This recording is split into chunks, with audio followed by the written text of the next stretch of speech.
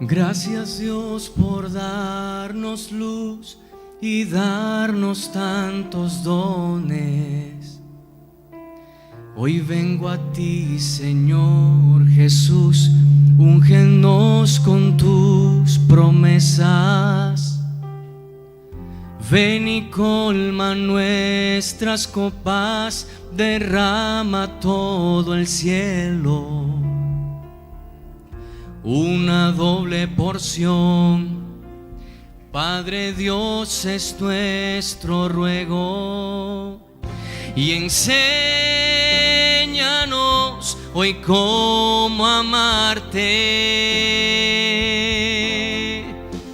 Moldea nuestro corazón.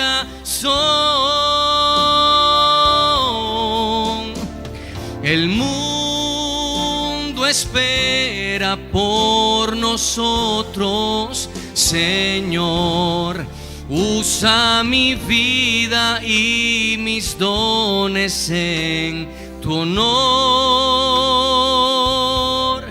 Usa mi vida y mis dones en tu honor.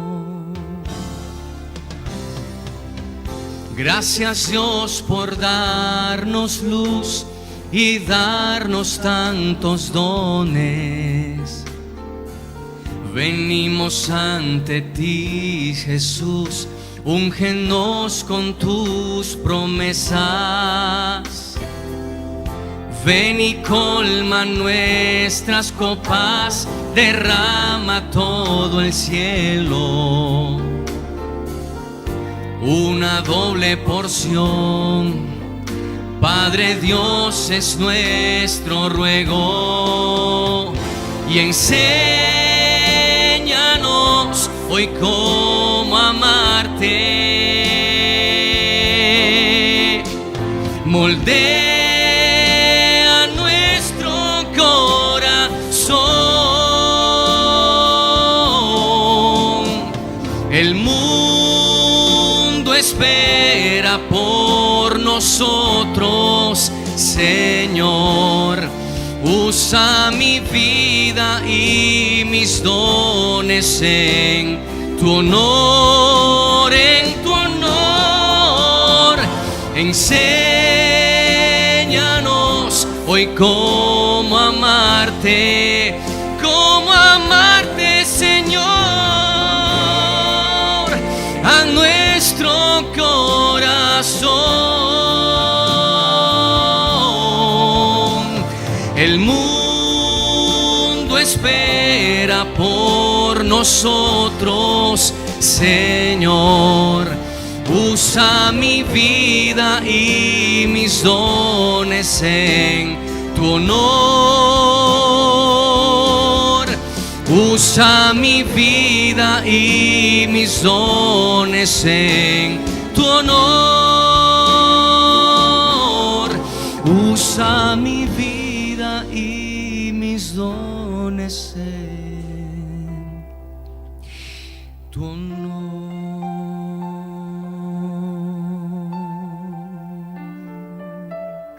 Amén.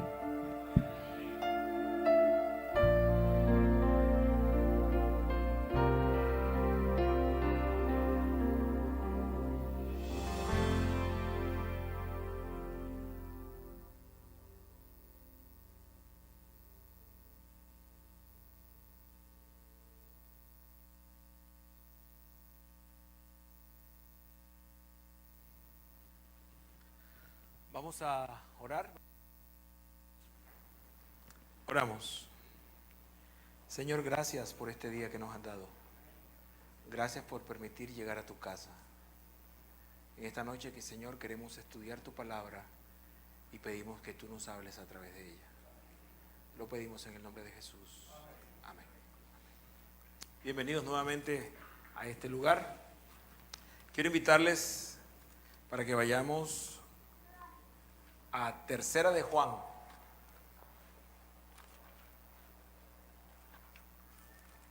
Antes de llegar a Apocalipsis.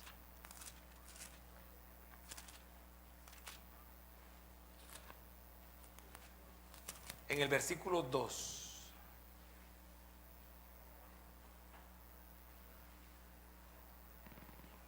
Dice la palabra del Señor: amado, yo deseo que tú seas prosperado en todas las cosas y que tengas salud así como prosperas espiritualmente. ¿Qué es la prosperidad espiritual? ¿Saben? El ser humano tiende a pensar que ser próspero espiritualmente tiene que ver solamente con una emoción. Sentirnos espiritualmente conectados. Pero el versículo que dice el apóstol Juan, que escribe él, es muy claro y nos dice que Dios desea que nosotros seamos prosperados espiritualmente, así como tenemos salud física y así como somos prosperados en todas las cosas. Si nuestra prosperidad espiritual dependiera nuestra prosperidad material dependiera de nuestra prosperidad espiritual, quizás seríamos personas muy pobres, quizás sin nada para comer. Porque el ser humano tiende a lo material. El ser humano tiende solamente a pensar en lo que está viendo y no trasciende. Y pasa mucho con la juventud, con los jóvenes. ¿Cuántos de los que están aquí son jóvenes? Algunos parece que no son jóvenes. Bueno, pregunté mal. ¿Cuántos se sienten jóvenes? Muy bien, ahora sí. Cuando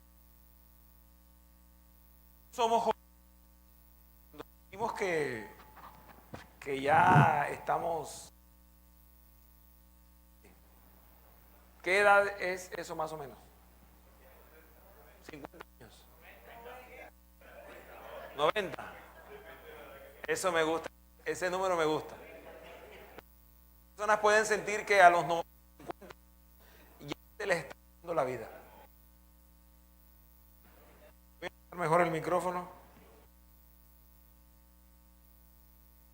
Hola, ¿así me escuchan mejor? Ok, muy bien. ¿Tenemos la presentación lista? Ok. Nosotros cuando cuando sentimos que ya estamos mayores, sentimos que ya estamos viejos, empezamos a preocuparnos por las cosas espirituales. Pero cuando sentimos que estamos jóvenes, eso no es importante. Hace 2 semanas atrás, ahí en Valledupar, me informaron de una joven que a sus 22 años, teniendo ya una hija de 3, había sufrido un accidente en motocicleta y estaba en cuidados intensivos. Eso fue un domingo. El día lunes, en las horas de la mañana, esa joven falleció. Ella estuvo asistiendo a una iglesia rural, ahí en San José de Oriente, cerca a La Paz, a Nuevo Oriente, perdón, donde su mamá se bautizó. Y ella asistía a las predicaciones, a las campañas, y yo siempre le preguntaba: ¿cuándo te vas a bautizar? Y me decía: no, todavía no. Quizás podía interpretar yo la respuesta de ella como: soy muy joven todavía.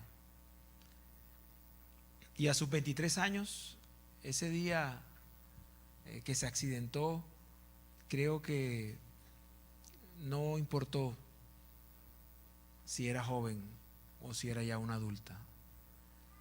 Cuando nosotros posponemos las decisiones espirituales, un día esas decisiones que tomamos nos pasan factura. El ser humano hoy se está preocupando por muchas cosas, menos por la vida espiritual. Y la palabra del Señor es clara. Dice que Dios desea que seamos prosperados en todo, así como prosperamos espiritualmente. Yo he escogido ese tópico como el segundo sueño de Dios para nosotros: la salud espiritual. Vamos a ver la siguiente presentación. Vamos a San Lucas, en el capítulo 6. San Lucas en el capítulo 6 y en el versículo 46.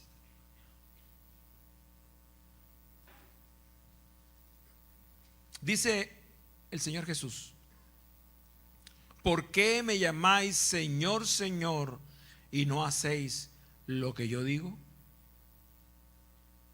Cuando nosotros le decimos al Señor Jesús Señor, estamos diciéndole que Él es nuestro dueño, que somos propiedad de Él.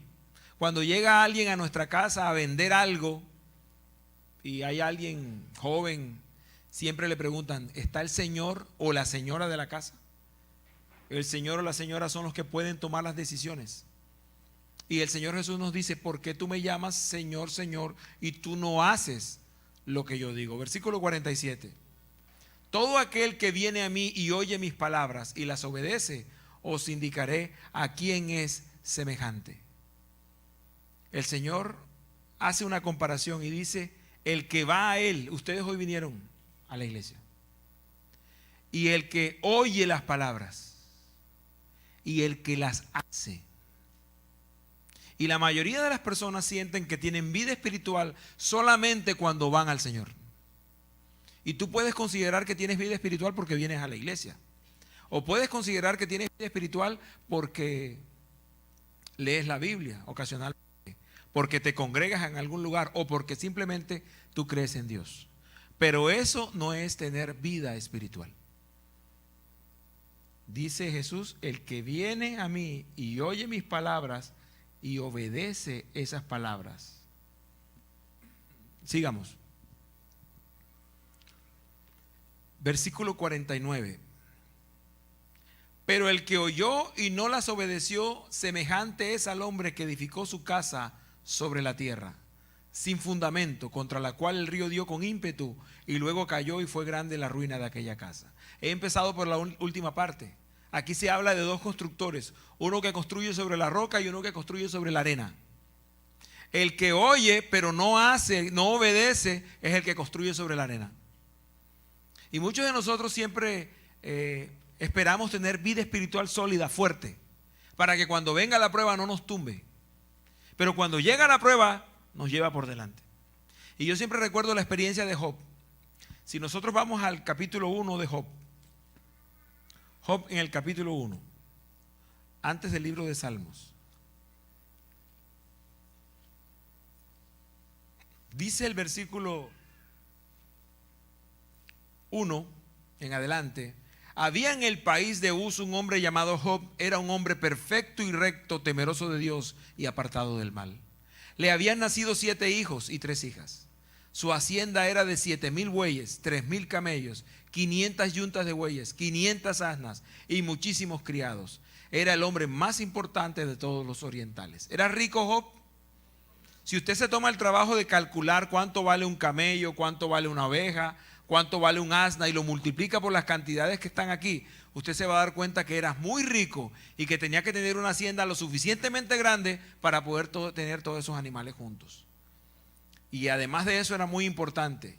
Versículo 6. Un día acudieron a presentarse delante de Jehová los hijos de Dios, y entre ellos vino también Satanás. Y dijo Jehová a Satanás: ¿de dónde vienes? Y respondió Satanás a Jehová: de rodear la tierra y andar por ella. Jehová dijo a Satanás: ¿no te has fijado en mi siervo Job, que no hay otro como él en la tierra, varón perfecto, recto, temeroso de Dios y apartado del mal? ¿Cuál era la impresión que tenía Dios de Job? Era un hombre temeroso, recto, apartado del mal, y era riquísimo. Y ahí es donde empieza el cortocircuito en la mente del ser humano. Relacionamos que cuando tengo riquezas, que cuando soy muy bendecido, no puedo ser espiritual. Es difícil ser espiritual, el ser humano piensa eso. No puedo ser la persona que soy si tengo muchas posesiones o si soy famoso. Pero Job era un hombre muy rico, extremadamente rico, y el mismo Dios decía de él: ¿quién como mi siervo Job? Un hombre apartado del mal, un hombre recto. Así que no podemos sacar la excusa de que la riqueza, la bendición, la prosperidad no puede ir de la mano con la vida espiritual. Volvamos a San Lucas. Vamos a la siguiente presentación. Perdón, vamos ahora a San Mateo capítulo 13, la parábola del sembrador. ¿La conocen? Vamos a repasar algo de esa parábola. Capítulo 13, vamos al versículo 19.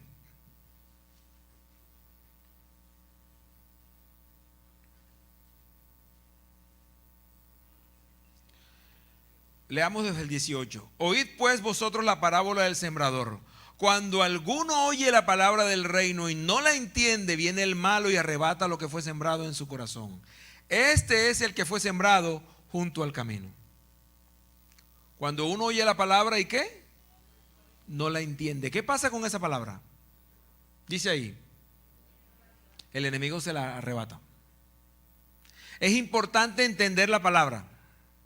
Por eso nosotros no podemos centrarnos en decir, como lo mencionábamos ayer, esa prédica me gustó. ¿Qué prédica tan bonita? La voy a grabar, la grabé y la repito todos los días.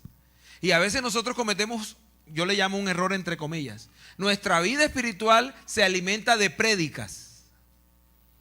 Y yo recuerdo hace muchos años, cuando empezó a popularizarse las prédicas de los grandes conferencistas, predicadores que tiene la iglesia, las personas las coleccionaban como cuando estábamos niños, coleccionábamos los caramelitos, eso, los panini. Tú tienes esta, yo tengo esta, préstame esta. Y así era, ¿te oíste la última del pastor fulano? Tremenda, y aquí la tengo. Claro, no era con una USB, sino con un cassette de audio. Y uno las escuchaba y uno sentía que estaba comiendo, no estaba comiendo.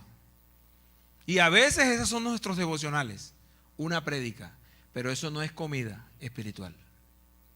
Comida espiritual es cuando tú tomas tu tenedor, tu cuchillo, tu cuchara y abres el plato. Es la palabra del Señor. Y tú la comes. Esto no es comida espiritual de primera mano para ti. Viniste a sentarte a escuchar la palabra del Señor. Y es bueno hacerlo. Esta es una comida complementaria. No es la comida principal. Es un suplemento dietario espiritual. Y si tú basas tu alimentación en suplementos dietarios, ¿qué te puede pasar? Te puedes enfermar. No sustituye a una dieta balanceada. Y esto es alimento complementario.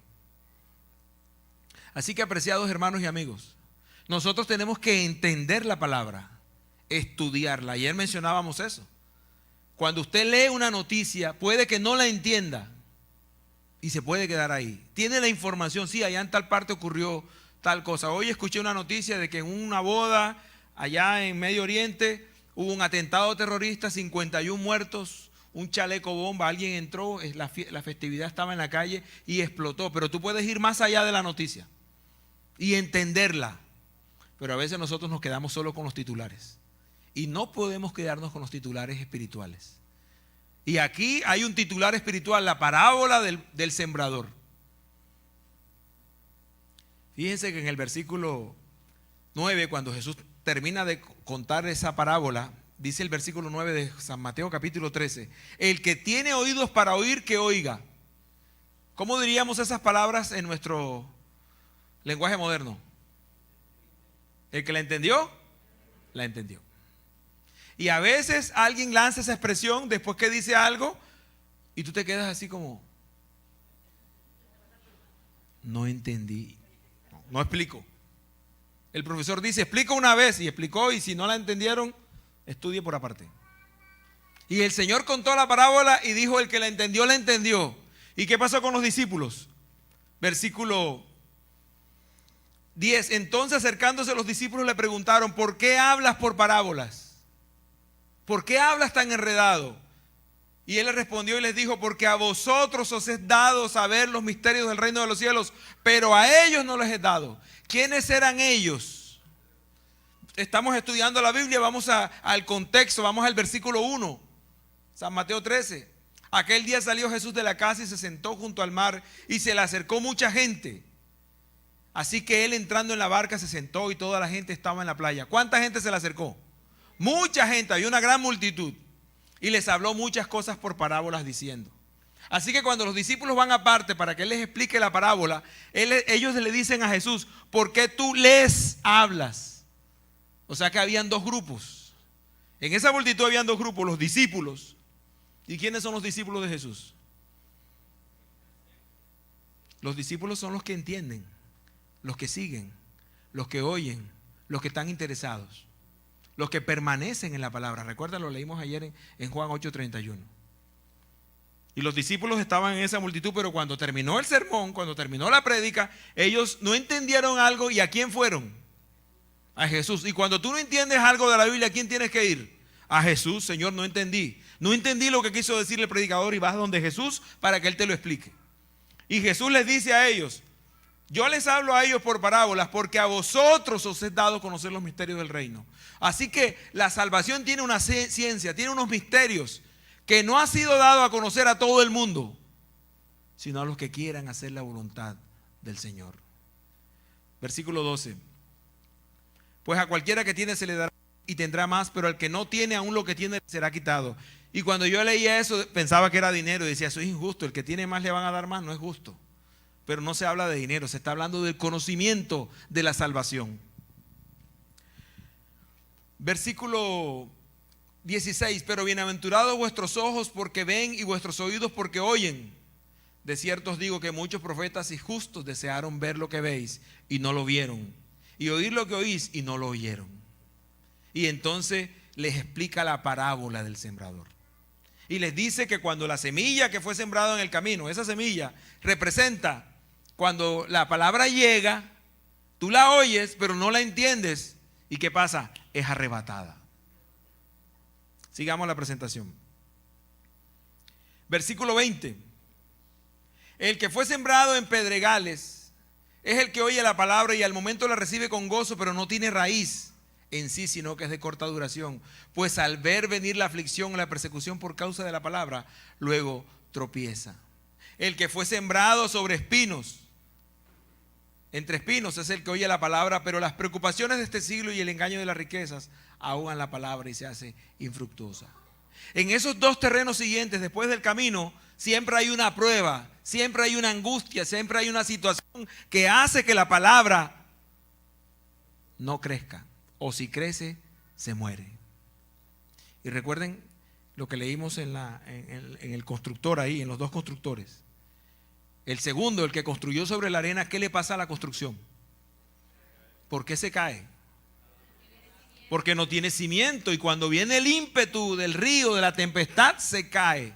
Cuando la palabra ha sido sembrada en tu corazón y no tiene cimiento, no profundizas, entonces cualquier, como digo yo, estornudo te lleva por delante.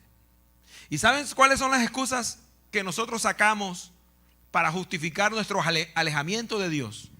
Si estamos dentro de la iglesia decimos: no, lo que pasa es que alguien me miró mal, lo que pasa es que no me saludan, lo que pasa es que allá, que la cizaña, que el trigo, y me voy. Y yo siempre se lo repito a los hermanos. La última vez que prediqué en la iglesia ahí en Valledupar se los decía: hermanos, a veces uno como líder se siente en un preescolar. Pasa. ¿Y cuáles son las quejas de los niños a los profesores de preescolar? Profe, Señor, me sacó la lengua, no me presta el juguete, no me habla. Siempre pasa algo con el otro. Y a veces esas son las excusas espirituales que nosotros sacamos. No, pastor, pero es que el que predicó es aburrido. Recuerda, el predicador va a traer un mensaje para ti, para tu vida espiritual. Y nosotros tenemos que digerirlo y después llegar a la casa y estudiarlo y profundizar. Tu vida espiritual tiene que basarse en construir y poner cimientos sobre la roca, no sobre la arena. ¿Sobre qué está basada tu vida espiritual? Si eres un joven, ¿sobre qué estás basando tu vida espiritual? ¿Sobre las emociones? No debe ser sobre emociones. Porque la palabra del Señor lo dice, lo leímos ayer, Mateo 7:21. No todo el que me dice Señor, Señor entrará en el reino, sino el que hace la voluntad de mi Padre que está en los cielos. Te pregunto, ¿tú estás haciendo la voluntad del Padre? ¿Conoces cuál es la voluntad del Señor? ¿O crees saber cuál es la voluntad de Él? Porque todo mundo hace eso, todo mundo dice eso. Todo el mundo lo hace de esa manera. Vamos a ir a 1 Corintios, en el capítulo 11. Y cito este texto para colocar un ejemplo. 1 Corintios capítulo 11. Versículo 3. En un solo versículo el apóstol Pablo explica por qué hay matrimonios que fracasan. Y quiero partir del hecho de que todo mal matrimonio es la consecuencia de un mal noviazgo. Malos noviazgos que producen malos matrimonios. Hay jóvenes que pretenden tener un buen matrimonio cuando tuvieron un pésimo noviazgo. No notaron las señales de alarma en los noviazgos. Hay señales de alarma. Si una persona tiene fiebre 10 días, ¿qué debe pensar él? ¿Está enfermo? ¿Puede ser algo grave? 10 días con fiebre de 40. Y a veces nosotros vemos los síntomas, pero no le ponemos atención. ¿Y en qué nos escudamos? No, yo le estoy orando al Señor. Y a veces Dios ya ha dado la respuesta, pero no la queremos ver. Porque basamos nuestras decisiones en emociones. Las decisiones tienen que contener emociones, pero también tienen que tener razón. Recuerden, Esaú tomó una decisión emocional. Tenía hambre. Y dijo, yo tengo hambre. ¿De qué me sirve la primogenitura con hambre? De nada. Así que no tomes decisiones cuando tengas hambre. Ni cuando estés cansado. Ni cuando tengas rabia. Ni cuando estés triste. Porque puedes tomar una mala decisión. Y en este versículo el apóstol Pablo es claro y dice, pero quiero que sepáis, versículo 3, que Cristo es la cabeza de todo varón. Y el varón es la cabeza de la mujer. Y Dios es la cabeza de Cristo. Damas que están aquí solteras, señoritas que están aquí solteras. ¿Tú quieres que Cristo sea la cabeza de tu hogar? Amén. Pablo lo explica, para que Cristo sea la cabeza de tu hogar, ¿qué tiene que ocurrir? Aquí lo acabamos de leer. Vayamos al texto. Quiero que sepáis que Cristo es la cabeza ¿de quién? De todo varón. Y el varón es la cabeza de la mujer. Así que si tú quieres que en tu hogar la cabeza sea Cristo, entonces Cristo tiene que ser la cabeza de ese varón con el que te quieres casar. ¿Y qué característica tiene ser cabeza? Ejemplo, decisiones. Piensa bien. Imagínense que nuestra cabeza no controlara todo el cuerpo. La mitad de la cabeza controlara un lado y entonces el pie derecho quiere ir para el lado derecho y el izquierdo quiere ir para el izquierdo. ¿Podría usted vivir? No podría. La Biblia lo dice. ¿Estarán dos juntos si no están de acuerdo? Y entonces no nos pusimos de acuerdo en el noviazgo. ¿Cómo nos vamos a poner de acuerdo en el matrimonio? ¿Y cuál es la respuesta de las chicas que me han consultado a veces el tema? No, pastor, pero yo lo cambio. Le pregunta a uno, ¿él es celoso? Un poquitico. Señoritas, jóvenes, cuando uno está novio, debe andar con los ojos abiertos. Cuando te cases, ciérralos. Pero el ser humano es lo contrario. Cuando está de novio, ¿cómo anda? Cuando se casa, pero tú no eras así. Sí, era así, pero tú no lo vistes. Yo recuerdo en un distrito donde estuve, dos muchachos jóvenes se querían casar. Él tendría 21 y ella 19. Y yo le decía, pero ustedes están muy jóvenes para casarse. ¿Por qué se quieren casar tan jóvenes? Nos amamos. Todo el discurso que ustedes conocen. En el curso prematrimonial yo le di a él una hojita, la primera pregunta, y a ella una hoja, un lapicero. Y le dije a ella, escríbeme 5 defectos de él y tú 5 defectos de ella. Y parecía que estuviesen haciendo un examen en la universidad. Estaban así.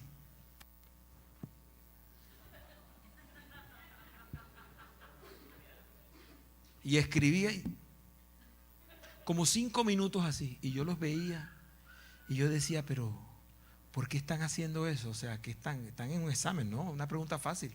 Dame 5 defectos.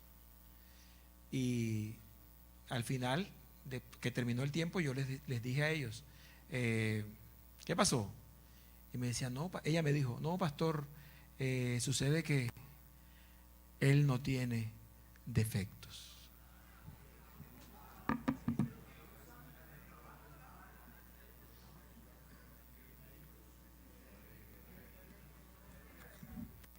Él no tiene defectos. ¿Usted cree en esa respuesta lógica? ¿No tendría? ¿Tenía? Debía tener. Y él fue un poco más sincero y me dijo, bueno, pastor, ella de pronto, es un poco celosa. Yo hubiese querido grabar esa conversación ahí y después de 2 años de matrimonio ponérsela. ¿Qué dijiste tú que él no tenía defectos? Malos noviazgos son malos matrimonios. Siembras mal. Y si siembras mal, ¿qué pasa? Cosechas mal. Es una ley. Si construyes sobre la arena, ¿qué te pasa? Se cae. Se va a caer. No es que no va a ocurrir, es cuestión de tiempo. Se va a caer. Y si tú quieres que tu hogar funcione, ¿quién tiene que ser la cabeza del hogar? Cristo. ¿Y quién tiene que ser? ¿Y quién tiene que tener a Cristo como cabeza? El varón. ¿Y quién es la cabeza de la mujer? Y dice aquí, ¿y quién es la cabeza de Cristo? Dios. Una línea de mando. Dios, Cristo, el hombre, la mujer. Pero eso no ocurre hoy en día. Ocurre muy poco. Entonces después vienen los problemas. ¿Por qué? Porque estamos sembrando mal. Porque estamos procurando que ocurra lo que no puede ocurrir. Volvamos a San Lucas capítulo 6.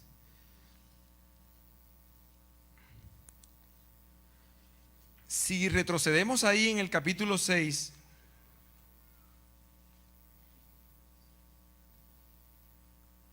y vamos al versículo 43, dice: no es buen árbol el que da malos frutos, ni árbol malo el que da buen fruto, pues todo árbol se conoce por su fruto, ya que no se cosechan higos de los espinos, ni de las zarzas se vendimian uvas. El hombre bueno del buen tesoro de su corazón saca lo bueno, y el hombre malo del mal tesoro de su corazón saca lo malo, porque de la abundancia del corazón habla la boca. No puedes o no podemos producir cosas buenas si en nuestro corazón hay cosas malas. Y para que haya cosas buenas en nuestro corazón, ¿quién tiene que ser nuestra cabeza? Cristo. La vida espiritual debe ser totalmente independiente a las demás circunstancias de la vida. Porque entonces caeríamos en el falso evangelio de la prosperidad. Que si tú tienes a Dios, Dios te bendice y te prospera. Aleluya. Entonces vas a vivir con todas las comodidades. Pero Jesús lo dijo: a los pobres siempre los tendréis entre vosotros. Así que ser pobre es sinónimo de no tener vida espiritual. Podemos ser pobres y tener vida espiritual. ¿Quedó Job pobre en lo que le estaba ocurriendo? Sin hijos, sin propiedades, hasta la mujer lo dejó. Enfermo. Y desnudo vine y desnudo me iré. Sea Jehová bendito. Pero ¿por qué Job pudo expresarse así? ¿Por qué Job pudo enfrentar la situación difícil así? Porque tenía vida espiritual, porque había construido su casa espiritual sobre la roca. Vamos a la siguiente presentación. Volvamos ahora al versículo 48. Semejante es al hombre que al edificar una casa cavó y ahondó y puso el fundamento ¿sobre qué? Sobre la roca. ¿Y quién es la roca? Es Cristo. Pero nosotros podemos creer que poner el fundamento sobre la roca es venir a la iglesia, es bautizarnos. Y ahí no estás poniendo el fundamento, ahí dice cavar, ahondar, profundizar. ¿Y estás lográndolo? ¿Estás lográndolo en tu vida espiritual? Saben, a veces nuestra vida espiritual se basa en la devoción matutina solamente. Un versículo, un comentario, ya.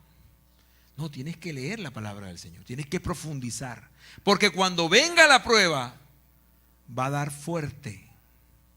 ¿La esposa de Job tenía vida espiritual? ¿Y en qué nos basamos para decir que no? De la abundancia del corazón habla la boca. ¿Qué dijo ella? Maldice a Dios y muérete. No lo dice como nosotros lo decimos ahora, porque la Biblia no te da el tono. Pero le pudo haber dicho, muérete. Ahí tienes por andar metido en esa religión. Desde que estás ahí metido, mira todo lo que te pasa. Y esas son las pruebas que le van a pasar al cristiano. Pero ¿en dónde está fundada tu fe? Tiene que estar fundada en la roca que es Cristo. Yo podría pensar o suponer que la esposa de Job, su vida espiritual dependía de la vida espiritual de su esposo. No tenía vida espiritual propia. Y a veces nos pasa eso. El día que un líder que admiremos, el día que un gran predicador que creemos, enseña algo equivocado, ¿qué va a pasar con nosotros? Nos iremos detrás de él.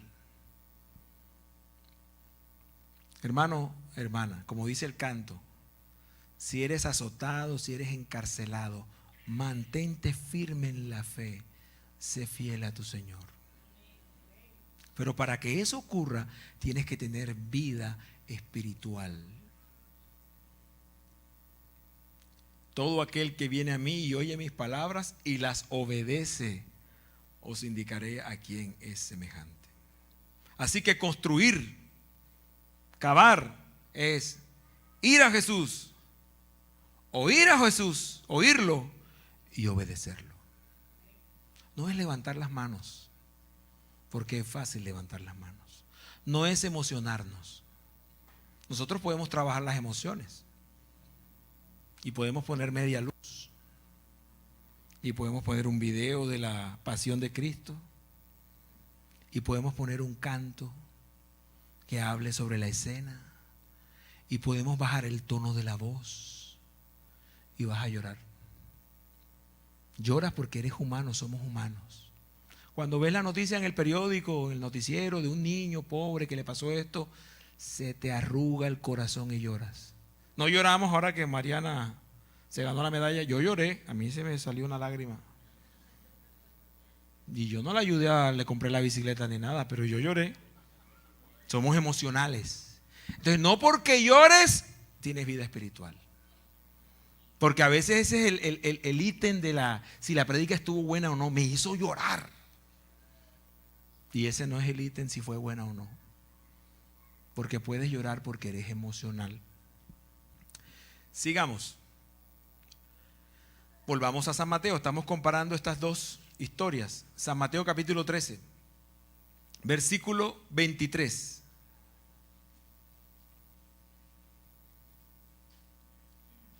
Pero el que fue sembrado en buena tierra es el que oye. ¿Y qué más? Y entiende. Y da fruto. ¿Y dice cuánto? Produce a 100, a 60 y a 30 por uno. ¿Quién es el que no, a quién es el que no se le quema la raíz? ¿A quién es el que las aves se llevan la semilla? ¿A quién es el que los espinos no le ahogan su planta? Al que fue sembrado en buena tierra. Y ser sembrado en buena tierra es el que oye y entiende y da fruto. Apreciados hermanos, nosotros tenemos que empezar a entender lo que la palabra del Señor dice. Cuando tú empiezas a entender lo que el Señor te está tratando de decir, ayer lo leímos en la parábola del pastor de las ovejas, que Jesús les contó esa alegoría y ellos no entendieron lo que les estaba tratando de decir. ¿Por qué existen los dichos? Cuando está lloviendo fuerte, empezó a llover y no hay paraguas y usted no se quiere mojar y allá hay un señor con un paraguas y usted se le acerca al señor ahí, ¿usted qué le dice? O le puede decir él, al que buen árbol se arrima, buena sombra le cobija. Los dichos significan algo y nosotros lo relacionamos con una situación que estamos viviendo. Lo relacionamos. Pero el que no entiende lo que está pasando, no entiende el dicho. y quedan, como lo mencioné ahorita, así como en otra nube. Apreciados hermanos y amigos, necesitamos ser sembrados en buena tierra. ¿Y cómo haces tú para que tu tierra sea la mejor? Cuando tú vas a Jesús, cuando tú oyes la palabra, cuando tú la entiendes, vas a dar fruto. Vamos a la siguiente. La madurez espiritual. ¿Cuándo podemos decir que una persona tiene madurez espiritual? ¿Cuándo puede decir usted esta persona es madura espiritualmente? Cuando cualquier tempestad, río impetuoso, viento, líder, predicador, pastor, vecino, familia, te dice algo y eso no te mueve de la fe. Porque a veces, siempre escuché yo, confundimos la gimnasia con la magnesia. Y creemos que la vida espiritual está relacionada con las personas que están alrededor mío. Si la salvación fuera en grupo, hermanos, yo estaría aquí con un bate de béisbol. Y andaría con mi bate para todos lados. Y le diría, vamos para la iglesia. No, yo no voy, vamos. ¿Por qué? Porque si tú te pierdes, yo me pierdo. Pero no funciona así. Te invito a la iglesia, ¿no quieres ir? Ok, no vayas, yo voy. Porque mi vida espiritual no depende de que me levante alguien a orar. Mi vida espiritual no depende de que alguien esté diciendo, me escucha, escucha. No.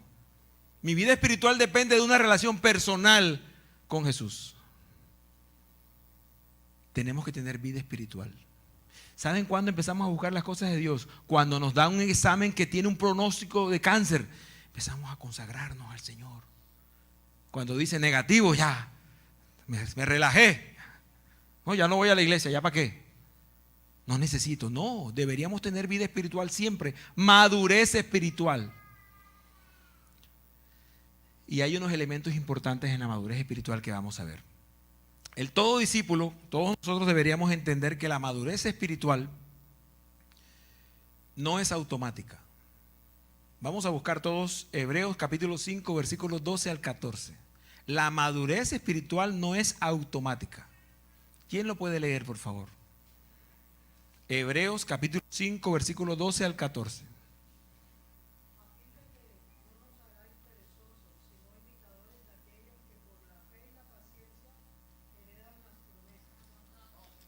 Hebreos 5.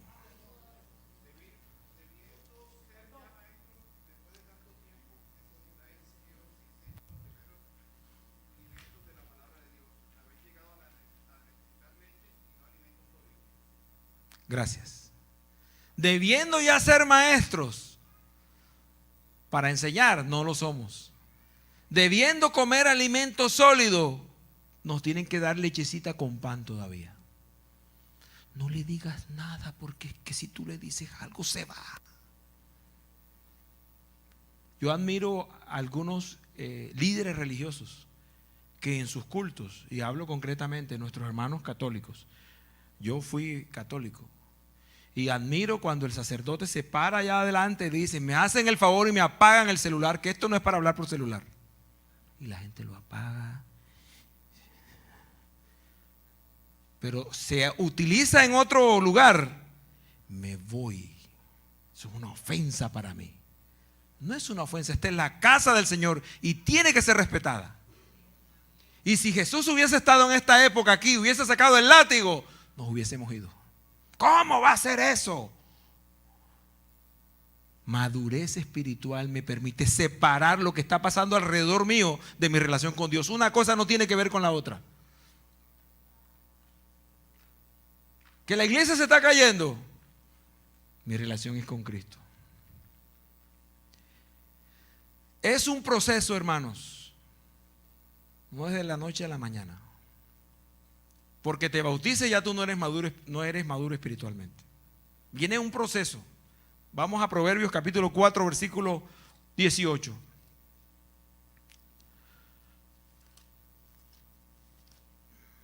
¿Cómo dice?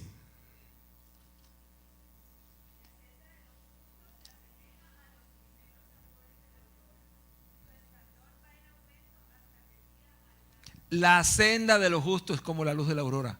Va aumentando hasta que el día es perfecto. La madurez espiritual lleva un proceso. Y tú eres maduro espiritualmente cuando tú estás leyendo la palabra del Señor y entiendes lo que el Señor te está tratando de decir. Y te das cuenta que hay personas que te están tratando de decir algo diferente a eso. Y tú dices, me quieren engañar, me quieren confundir. Nosotros tenemos que aprender a ser maduros y entender que Dios nos está diciendo algo a nuestra vida espiritual. ¿Dónde quiere el Señor que tú estés? ¿Dónde estás hoy día? ¿O quieres que estés en otra parte? ¿Qué tipo de cristiano quiere el Señor que tú seas? ¿Un cristiano de nombre? ¿Un cristiano de emoción? ¿De aviso? ¿Soy cristiano? ¿De Biblia? Yo recuerdo cuando estaba recién bautizado aquí en Barranquilla, en la iglesia central, a mí me daba pena andar con la Biblia. No son como las de ahora, así, lomo dorado, eran lomo rojo. Eso se veía a kilómetros. ¿Y qué hacía yo? La metía en una bolsita de papel. Y cuando llegaba a la iglesia central, la sacaba y guardaba la bolsita de papel, bien dobladita, porque la iba a usar a la salida. La corbata me la ponía ya en el baño, para que no me vieran en corbata por la calle. ¿Qué me iban a decir? ¡Evangélico! Sí, ¿y qué pasa si soy evangélico? No tenía madurez espiritual. Pero después de tantos años que sigamos todavía haciendo lo mismo, eso es una señal de que no somos maduros espiritualmente. Tú no puedes estar pensando en lo que tu familia va a decir de ti si tú sigues al Señor, porque la salvación es individual. Tú no puedes estar esperando la decisión de otros para tú decidirte por el Señor. No puedes, porque esto es individual. Dios te va a llamar a cuenta a ti solo. ¿Qué le vas a decir? Señor, yo conocía la verdad, yo supe que era así, pero yo preferí quedarme en este lugar donde era más bonito. Yo le digo a los hermanos, nosotros tenemos diferentes tipos de templos. Hay lugares que son muy calurosos, muy calurosos. Hace unos días estaba en uno de esos templos calurosos y una hermana se me acercó a decirme, pastor, qué calor hace. Salió desesperada, estábamos haciendo unos bautismos. Ya yo estaba más fresco porque me había mojado por el bautismo. Y yo le decía, hermana, de pronto vamos a tener que conseguirnos unos saleros con una mantequilla, porque ahí nos vamos a adorar de verdad, nos vamos a asar allá adentro. Pero hermano, si hace calor, entonces no voy a culto. Cuando hay algo, uno saca la mano. Parece que va a llover, no voy. Mi vida espiritual depende de que haya lluvia o no, de que haya paro de transporte, de que... Me decía un hermano, un amigo allá del Urabá, mira, aquí hay hermanos que caminan 4 horas caminan en las veredas y llegan a la iglesia y allá tienen un cuarto donde tienen su ropa, se cambian y entran al culto y están hasta las 2, 3 de la tarde y se regresan 4 horas también para la casa. Y yo decía, ¿será que yo caminaría 4 horas para ir al culto? No, entonces miramos costo-beneficio, no, eso es muy lejos. Hermanos, ¿cómo está nuestra madurez espiritual? Recuerden, es un proceso. Vamos ahora a 2 de Pedro, capítulo 3, versículo 18.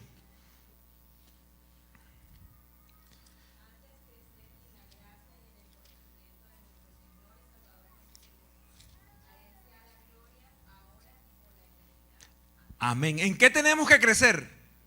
En el conocimiento y en la gracia de ¿quién? De nuestro Señor Jesucristo. ¿Y cómo crecemos en ese proceso? Estudiando, leyendo. Porque cuando tú empiezas a conocer lo que Jesús hizo por ti, tú dices, Señor, ¿qué quieres que yo haga? No me puedo quedar callado. Tengo que hacer algo. Pero pensamos en la gente. Y no podemos pensar en la única manera o en el único caso que debemos pensar en la gente es para contarles lo que yo he conocido. Pero no para que ellos decidan por mí. No es el ambiente de la iglesia. No es si hay aire o no hay aire. No es si hay comodidades o no. Es que yo voy a ir a creer en la verdad y voy a escuchar la verdad. ¿Conoces la verdad? La verdad es Cristo. Y esa de verdad te va a hacer una persona madura espiritualmente. La madurez espiritual demanda disciplina.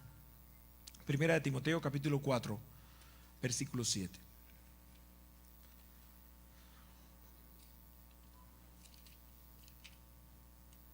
Dice la palabra del Señor: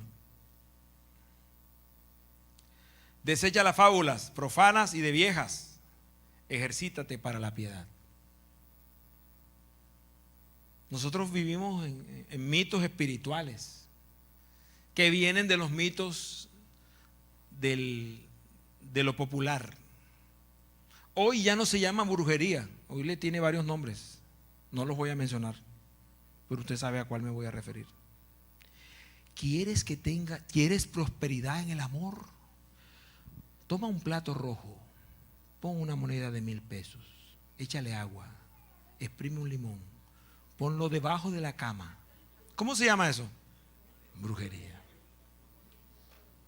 Hacia el norte de la casa pon una vela roja. Eso se llama brujería. Pero hoy el ser humano le ha dado unos ribetes, otros nombres que ustedes conocen. El horóscopo, ¿qué es? Me está diciendo que una masa de tierra, de piedra, de roca que flota en el universo, unas estrellas que no piensan, controlan mi vida.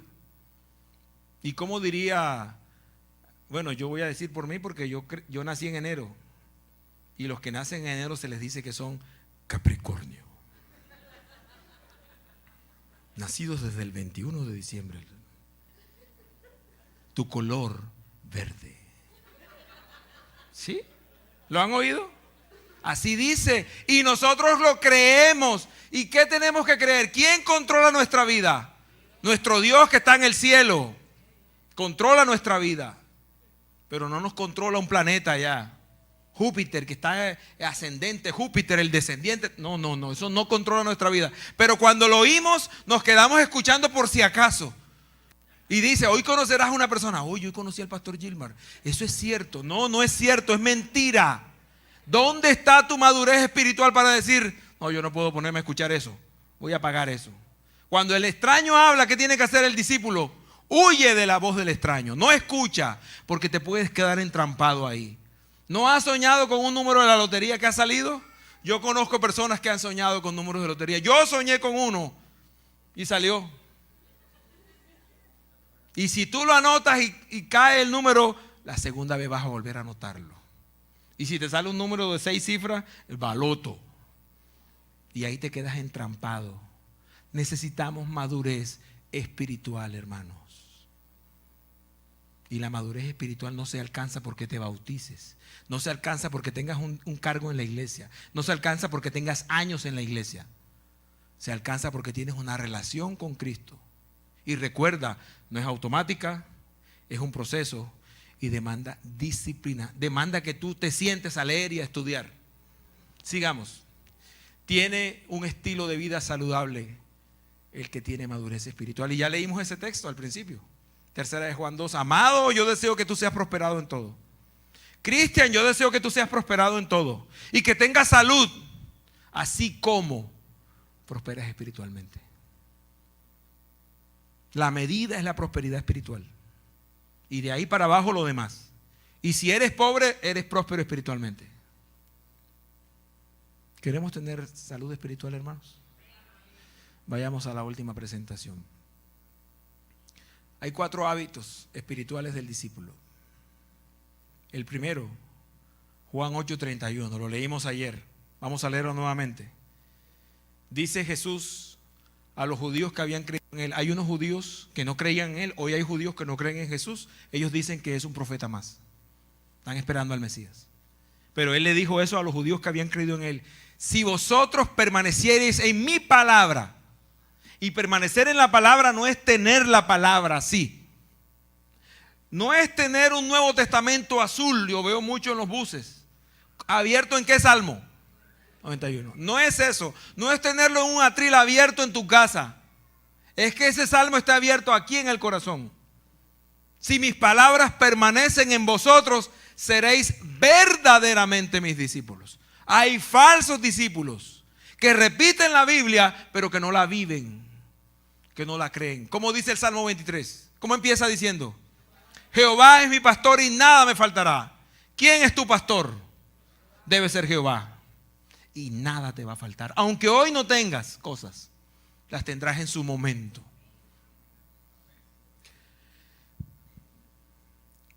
Cultiva la oración. San Juan 15:7. Un versículo hoy utilizado para hablar de la prosperidad. El evangelio de la prosperidad. Dice el versículo 7 de Juan 15: si permanecéis en mi palabra y mis palabras permanecen en vosotros, pedid todo lo que queráis y os será hecho. Así que pídele al Señor la casa. Pero el Señor quiere que tú le obedezcas, acuérdate. Y si la palabra del Señor permanece en ti, tú vas a saber pedir como conviene.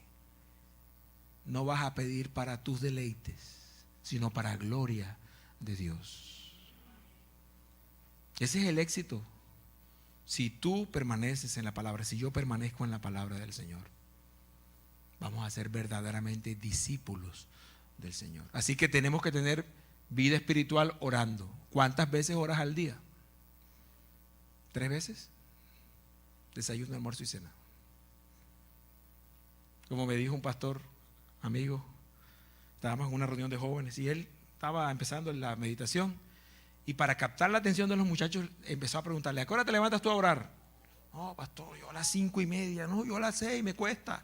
Y le preguntaron, por supuesto, a él: pastor, ¿y a qué hora se levanta usted? Y él dijo: a las 3. ¡Wow! A las 3 de la mañana. Sí, a la 1, a las 2 y a las 3 y me levanto. ¿Cuántas veces oras tú al día? ¿Quieres tener vida espiritual? Hay que orar. ¿Será que alguien que no ora irá al cielo? O sea, ¿qué va a hacer si no se acostumbró a hablar aquí con Jesús? ¿Con quién va a hablar allá? ¿Te aburres en el culto? Imagínate el primer culto en la Tierra Nueva. ¿Cuánto demorará? Yo fui a una reunión de egresados una vez en la Universidad Adventista. Eran egresados de hace muchísimos años. Veían unas personas de bastante edad y la reunión no podía empezar porque ellos estaban tomando fotos. Imagínate tú encontrarte con tus compañeros, si tienes 20 años que te graduaste. Ahora piensa tú encontrarte con todos los redimidos de todas las edades. Y encontrarás a Adán, 4 metros. Y encontrarás a Moisés, y encontrarás a Abel, y a Isaac. Y les vas a preguntar tú a ellos. ¿Sacarás el celular para hacer un selfie? ¿Cuánto demorará el culto, el primer culto? Pero si nos acostumbramos aquí a estar mirando la hora, el sábado es el día del Señor y es para el Señor, no es para nosotros. No, pastor, es que tengo que poner la olla porque a las 12, no. Lo que habéis de comer, ¿cuándo se tiene que preparar? El día anterior, el día de la preparación, no hay problema, ahí está la comida, no hay afán. Por eso necesitamos la eternidad. Imagínense todos los redimidos tratando de acercarse uno al otro, a Jesús, hablando. Juan nos preguntará: eso que yo escribí de la bestia, del falso profeta, ¿qué pasó? Descríbemelo. Y nosotros le contaremos a él. Daniel preguntándonos. Ellos no vieron eso, nosotros lo estamos viendo. ¿Qué pasó? Hermanos, necesitamos sacar tiempo para orar. Y San Lucas 14:33 nos dice el último hábito espiritual del discípulo.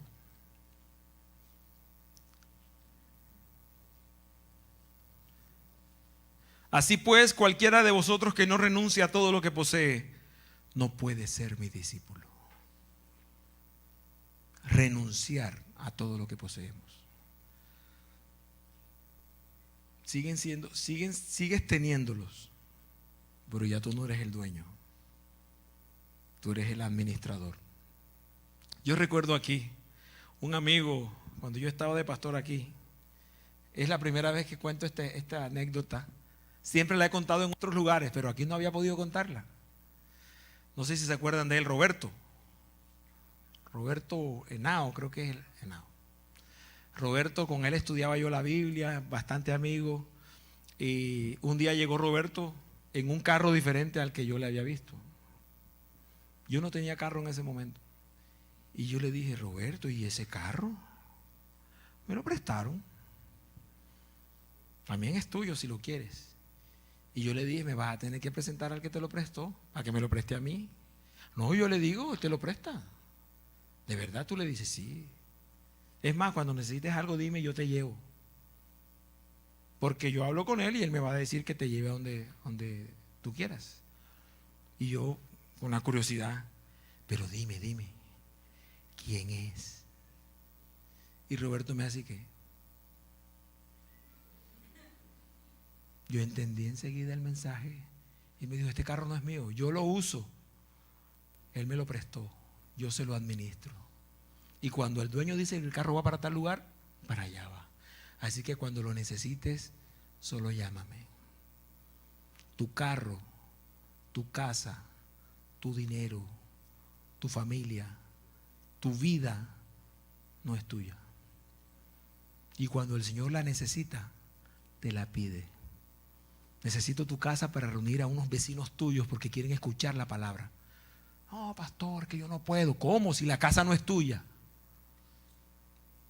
Necesito tu dinero, ese que está allá en la cuenta, en el CDT, guardado, esperando que el Señor venga y se queme.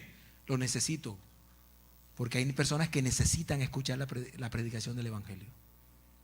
Qué bueno que ayer varias personas me escribieron, me dijeron, oye, vi la prédica.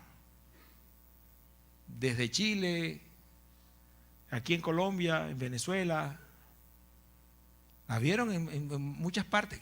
Qué bendición que la palabra del Señor se propague. Pero eso cuesta. ¿Y dónde está el dinero? En nuestros bolsillos. ¿Y quién es el dueño? No eres tú, es el Señor. Hermanos, un verdadero discípulo es fiel administrador de los bienes que Dios le ha dado. Te pregunto en esta noche, ¿tú quieres ser discípulo del Señor? Si eres joven, no digas, no, Señor, pero es que yo quiero vivir mi vida. No. La mejor manera de vivir tu vida es cuando tu vida está en las manos del Señor. Si estás soltero y soltera, quien puede elegir un camino para ti se llama Cristo Jesús. El Señor espera que tú entregues la vida a Él. Él quiere que tú seas su discípulo. Un sueño que Él tiene para ti es que tú tengas vida espiritual. Que las pruebas que vengan no te tumben, no te afecten. Que tú puedas decir, para mí el vivir es Cristo y el morir es ganancia.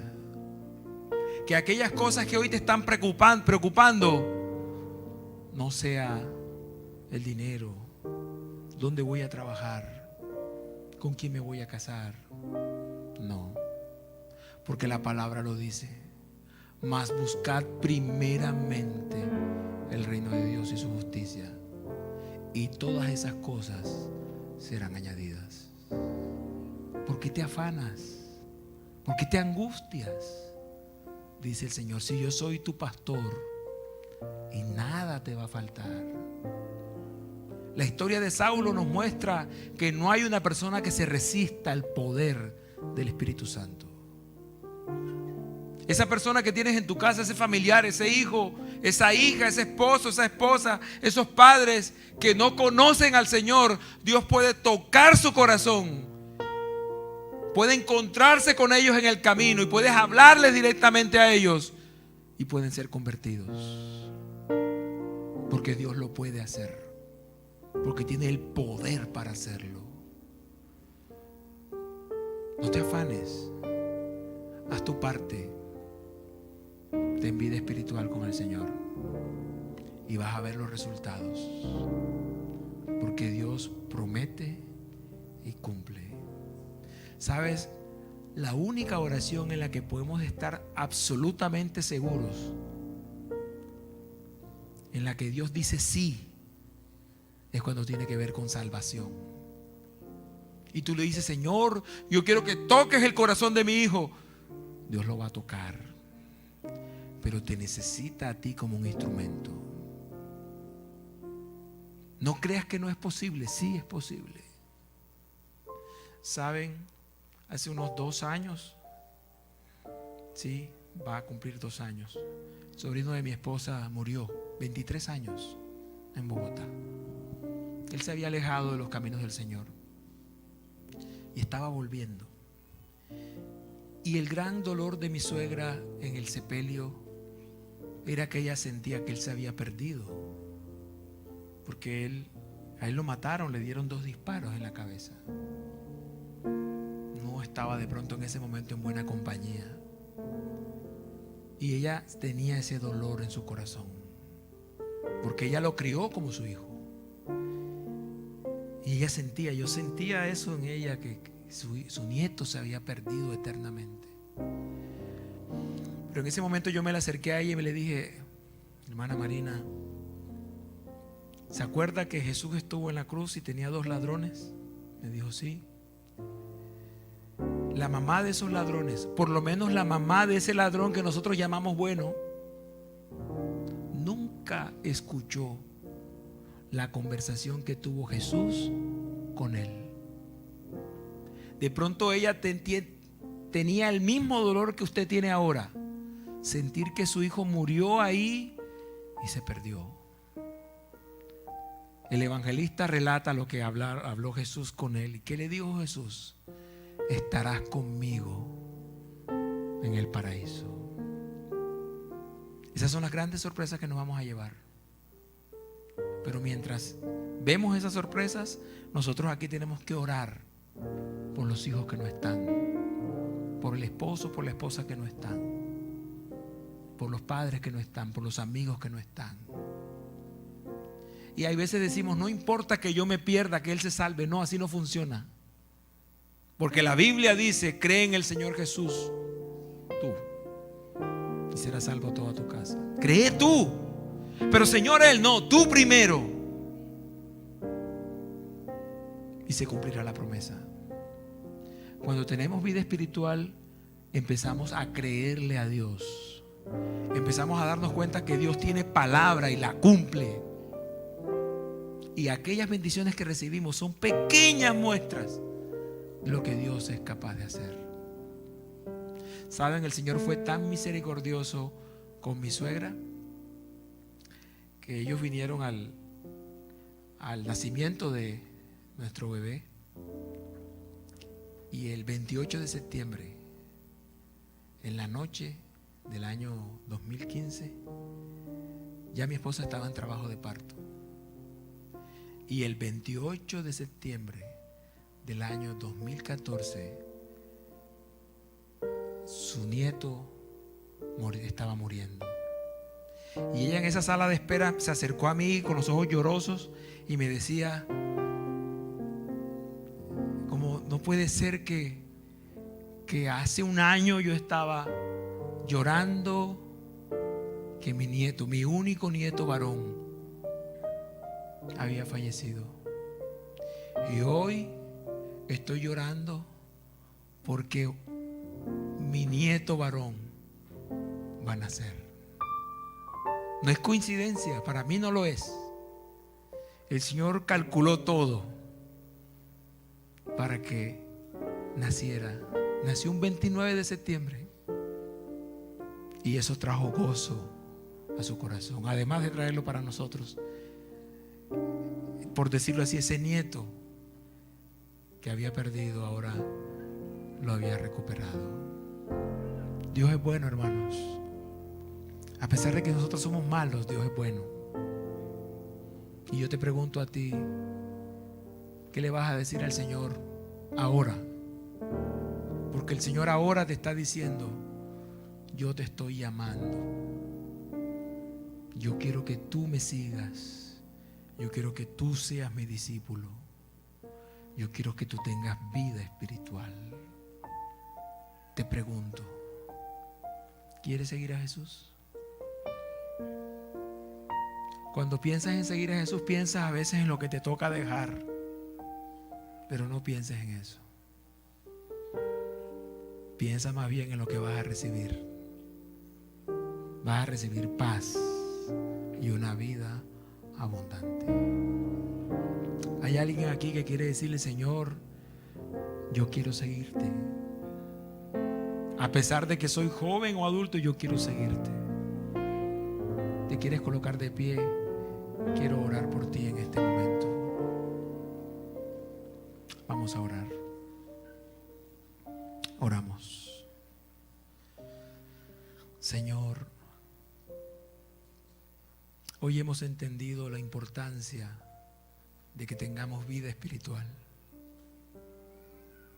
Quizás antes no lo hayamos contemplado, pero tu palabra nos muestra que no solo es importante que vayamos a ti, sino que también es importante, muy importante, que te escuchemos, que te obedezcamos y que haya fruto en nuestras vidas. Señor, perdónanos si hemos desperdiciado valioso tiempo en aquellas cosas que no son importantes. Hemos gastado el tiempo en aquellas cosas que no tienen consecuencias eternas. A partir de este momento, Señor, queremos aceptar la invitación que tú nos haces de seguirte. Pero queremos pedirte en este momento, Señor, por aquellos que hoy no están con nosotros, aquellos que en algún momento se alejaron de ti, Señor. Pueden ser nuestros hijos, puede ser nuestra pareja, nuestros padres, algún familiar o amigo. En este momento acudimos al Dios de la misericordia y te pedimos, Señor, que tú envíes tu Espíritu y toques ese corazón y pueda volver a ti, Señor. Pero también queremos nosotros estar contigo con una vida espiritual sólida, fuerte, que sea capaz de soportar los vientos y las tempestades. Danos tu Espíritu, Señor. Perdona nuestros pecados. Ayúdanos a conocerte en tu palabra y a obedecerte. Gracias por escucharnos. Lo hemos rogado en el nombre de Jesús.